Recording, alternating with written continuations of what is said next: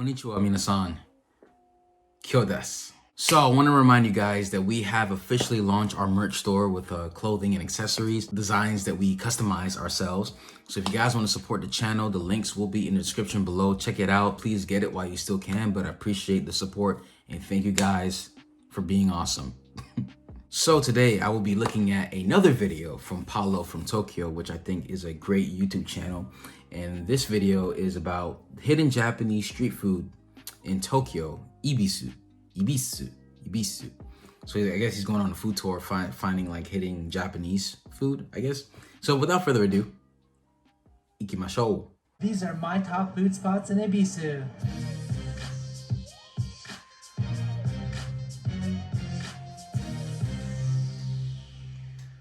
So today we are in Ibisu Station, and if any of you have ever been to Ibisu Station, then you know that it has so many good restaurants, especially ones that you're going to be dining at night. But today I kind of want to do more like a street food style video. So a lot of the places that I show you today is going to be primarily places where you can just like get the food real quick and eat it even on the street. But definitely if you're looking for some night dining, then this is one of the hottest places to go in Tokyo. Alright, let's get our street food on in Ibisu.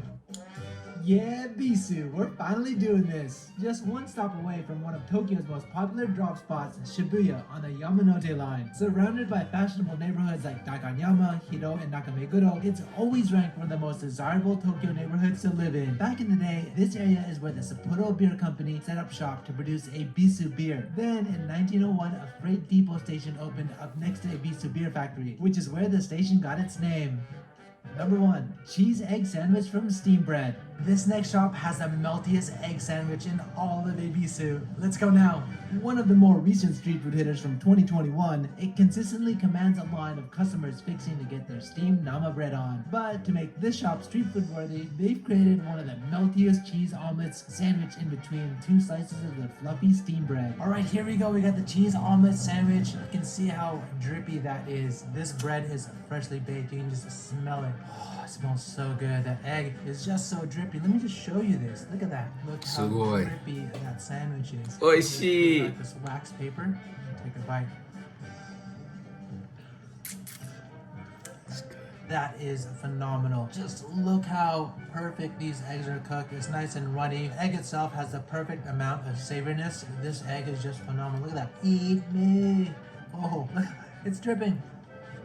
That is one of the meltiest omelets I've ever had. They mix some salt, some pepper, maybe some mayonnaise as well in here. Oh, this is a melty sensation. All on this like soft, perfectly cooked bread. I really know how to make the bread here. In fact, the bread is so good. If people just come here for the bread, there's always a long line. This sandwich sells out usually like just after noon. So this is one of those sandwiches that you definitely want to wake up to. Number 2, matcha crepe and gelato from Gelato Peak Cafe. So this is my go-to crepe spot in Ibisu. Let me show you now.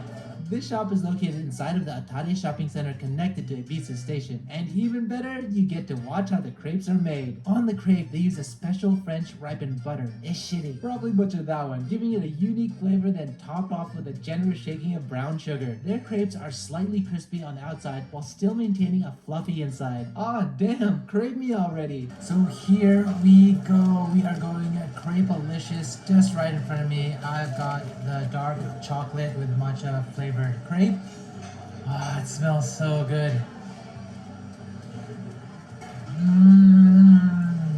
That was amazing. That is a beautiful pairing. We got the dark chocolate with the matcha flavored crepe. The crepe itself has a really nice texture. So it was like on that little skillet thing that it's kind of like a little bit like crispy. They use like their French like flour batter, its own unique taste. And the thing about the crepe itself, even though it's matcha flavor, the matcha flavor isn't so strong. It's like not like super bitter or anything. It's almost just like a little hint of matcha. What's more, I guess, like emphasizes like the sweetness of the crepe and the overall flavor and crispy texture to the crepe. And then I think that brown right there is kind of like a brown sugar. Like you can seriously just eat the crepe by itself. It's that good. You got the sweetness from the crepe. You got the butter on the crepe all mixed in with that dark chocolate gelato. What a flavorful combination. Number 3, curry udon from Kagawa Ippuku. This next place is an award-winning Michelin udon spot. Let me take you inside. This udon shop is originally from Kagawa Prefecture, known by many as an udon lover's paradise. In fact, this shop has found a kind home in Tokyo's Michelin guidebook, so you know it's been rockin' steady. My favorites are the Niku udon and the curry udon, but when I want to have it all, I throw down on the curry udon with a meat topping. The meat is a delicious mix of Wagyu and US beef, thigh and belly, crafted with a perfect seasoning to enhance the udon dashi. The curry itself is supervised by a French Michelin restaurant, Kitajima Te. It's an extremely rich curry made from a beautiful Wagyu dashi and veal stock, further enriched by 10 different kinds of vegetables. Alright y'all, we are at my favorite udon place and check this out. I got the curry udon. You can see just on top the butter, the onions, and then I put a little bit of tenkatsu on there as well. I also got some meat here, and on top they have the katsuobushi. Look how thick that curry is.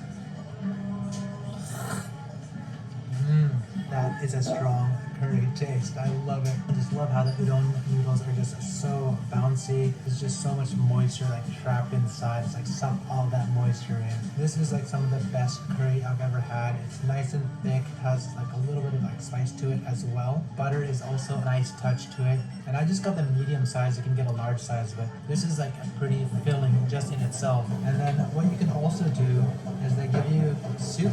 It's a strong dashi flavor, so and you can add it to your udon just to like make it not so thick. Opens a whole new flavor sensation. Just like to eat halfway with the thick curry noodles and then change up the flavors. This is some great. Look how tender that is. Let me just take a bite. That meat is so tender and flavorful. I just mix in with some onions that will also give it some of that sweetness as well. You got the meat right there mixed in with the udon curry.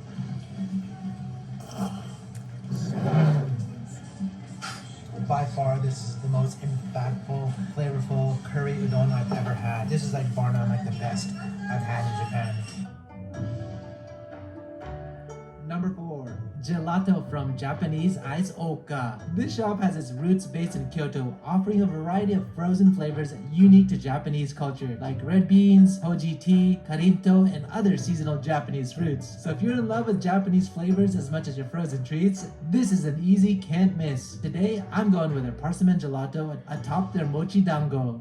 Wow, look at this. Mitarashi dango, and I got a sherbet on top with a parchment flavor. There's nowhere else I've ever had where you can get parchment flavored sherbet. In Japanese, it's called kaki. So mitarashi dango, if you've never had it, they have these grilled mochi balls that are super warm and a little bit crispy from the grill, and then you have it kind of like lathered in this kind of like soy-based sweet sauce. First of all, you got the sherbet right here.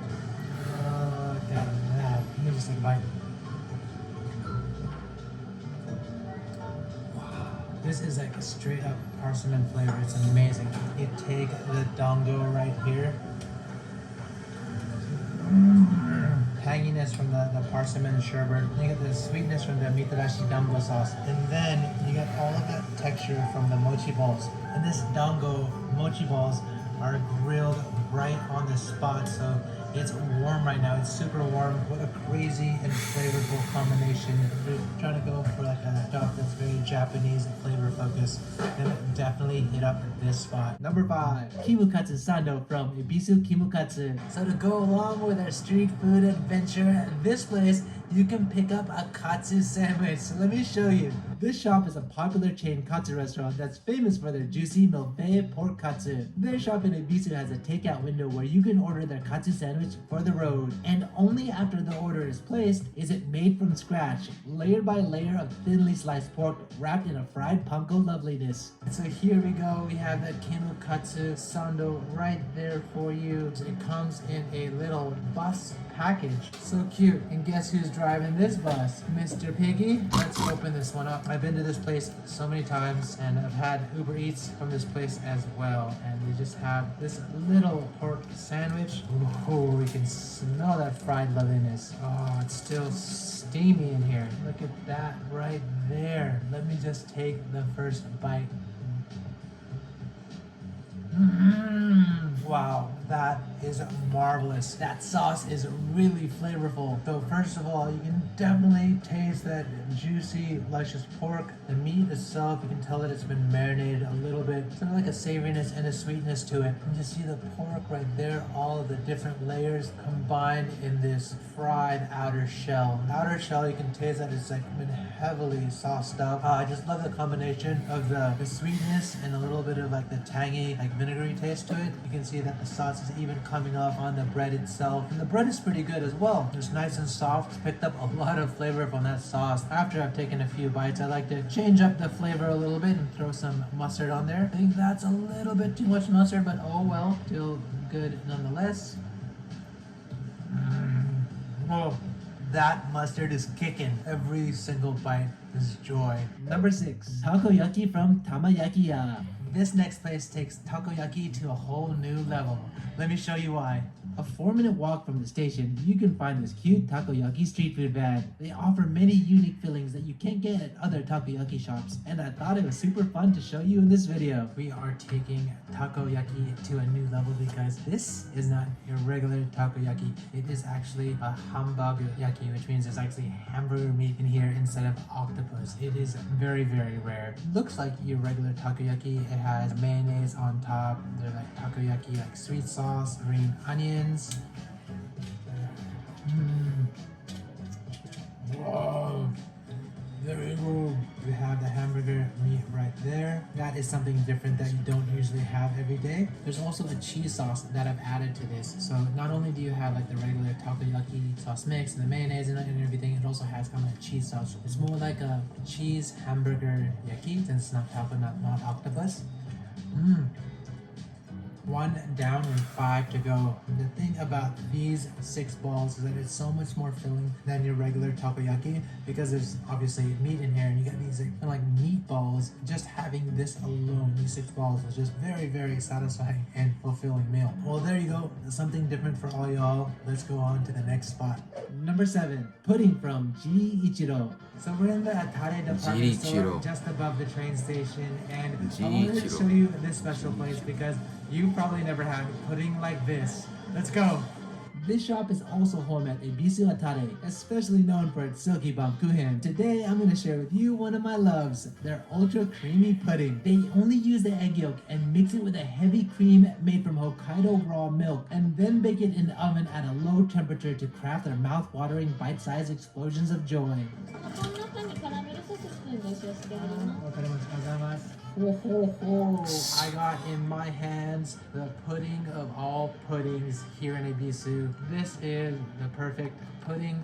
It comes with a packet of caramel sauce. Throw some of this caramel sauce in there. Look at that drippy drip. Whoa, that looks amazing. Look at that right there. You press it in and it's a very, very like thick texture already. You can see how there's resistance to this. It's not just going in. See that loveliness. Whoa, that is magnificent. And a third bite. I cannot get enough of this pudding. First of all, the pudding itself is so creamy. It does have a little bit of that like egg taste, obviously, but it's not like super strong. It is sweet, just like the pudding itself, but you have this caramel sauce that's like probably on the more bitter side, so it balances out really, really well. But this pudding is so silky smooth. You can see just how like creamy that texture is, just melts in your mouth. And again, this is one of those like street food places, like there's so many cake spots and like dessert spots in Atare, but this one is truly my favorite.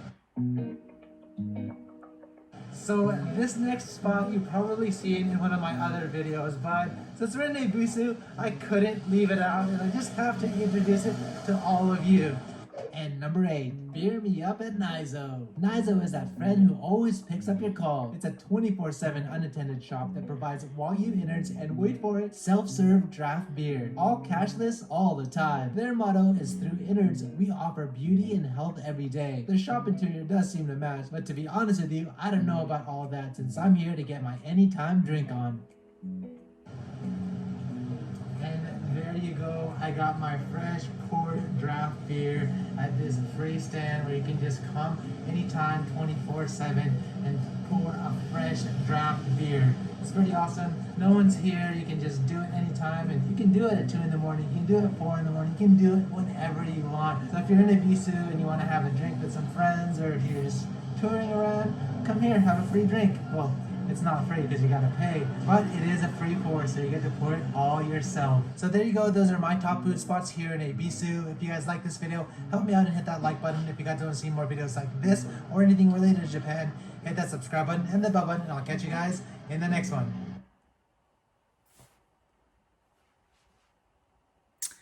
I'm jealous. Again, the one thing I miss about Japan is the food. My God, Japan has some of the best cuisine in all the world, in my personal opinion. It's so diverse, so rich, so fresh, so much fresh ingredients. I was jealous. My mouth was starting to water this whole time. Man, I miss the food there. I can't wait to go back to Japan.